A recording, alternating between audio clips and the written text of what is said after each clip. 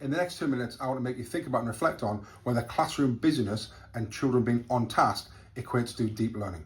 And what I mean by that is I quite often go in and see students who are on task, doing things, they're busy, they're gluing, sticking, moving around, doing things, and they're all on task and they're all busy. But actually, I want you to reflect on, are some of those activities leading to deep learning, or are we just keeping our children occupied? And it's a really interesting concept because our eyes can be deceived when we are on learning walks, when we go in to watch other classrooms, or even just to stand back and look at our own classroom and think, right, is everyone on task? Yes. Do they look like they're all engaged? Yes. Are they all doing what I've asked them to do? Yes. Tick, tick, tick. Right, happy, great, everything's going well. But kind of stripping it back a little bit and going, is the activity that I've asked them to do leading to learning, or is it just leading to them being occupied? And there's lots of things that our children can be doing that lead to them being, quite silent and quite occupied.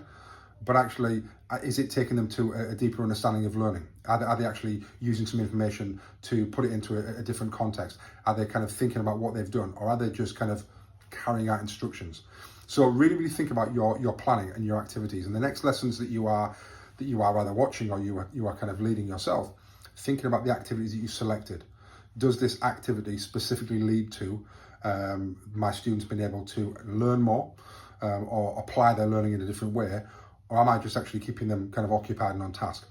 And some of the activities, could I do a little bit more in my planning so they don't have to do a lot of the busy bit to start with, like the sticking in or the drawing of the graph to begin with? Or can we get to the learning part quicker?